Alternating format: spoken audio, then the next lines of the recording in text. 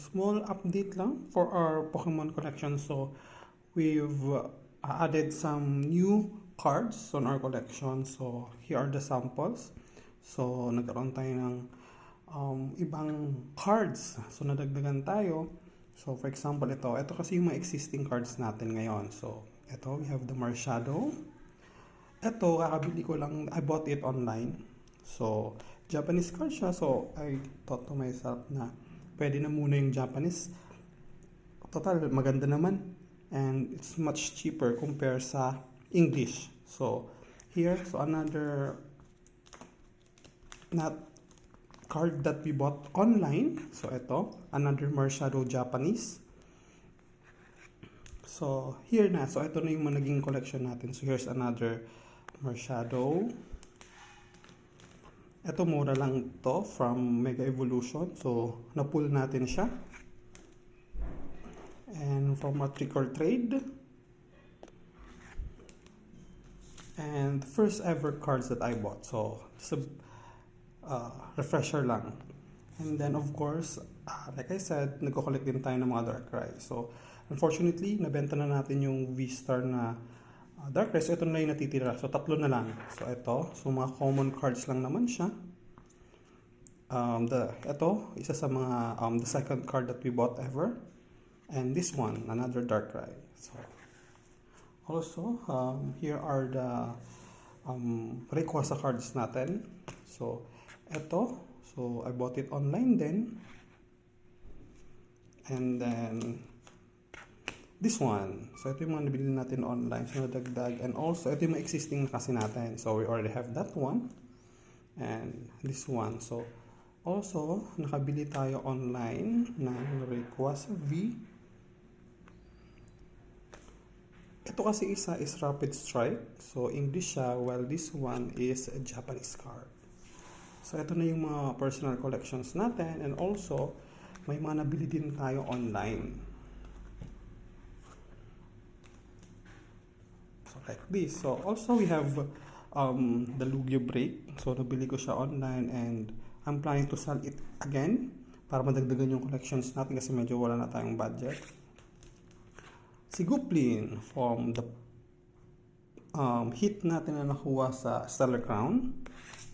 And also dito si Gengar. I already bought it naman. I already showed it in my previous videos. But I'm planning to sell it kasi marami naghahanap sa kanya. And sabi ko naman, thought to myself, since I'm not collecting Gengar naman, so why not sell it off? So, unfortunately, I was not able to record yung open natin ng pack na Trick or Trade. So, we've opened 4 packs. So, hindi ko lang siya na-videohan. So, we've opened 4 packs. And then, ito yung mga nakuha natin. So, si Fluttermane and si Umbreon. Not unfortunately, when I posted online kasi yung mga nakuha kong pack, there's a guy who decided to buy everything. So, binili niya yung lahat ng nakuha natin na cards sa Trick or Trade. Kasi sakto daw, yun lang, those are the cards that are, wala pa in his collection. So, binili niya, nakalimutan ko na nga kung sino-sino yun eh. So, ito na lang yung natira, si Fluttermane and si Umbreon. Also, may mga cards din tayong nabili.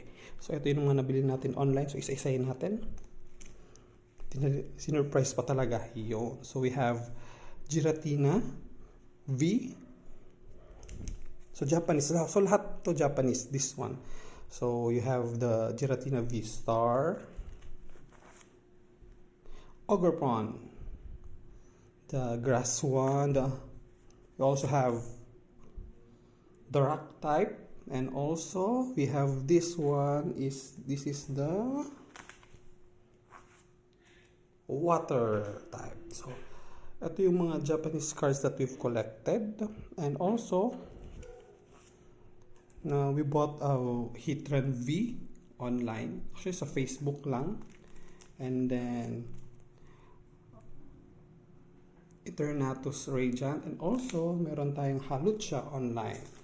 So, I decided to bought these cards kasi nga, I've just started, and then cheap kasi siya compare sa ibang cards. So ito na yung mga nakuha natin, and also may nakita lang din ako. Itong dalawa, though meron na akong request, nakita ko pa kasi siya. So maybe I've visited a hobby store. So they're selling mga common cards. So I bought these two. So worth 25 pesos and worth 10 pesos. So sinama na natin siya sa collection. So ito na yung mga naging collections natin. Ayun. So dumadami na yung mga collections natin, and also these cards. Ayun. So again, thank you everyone. See you next video.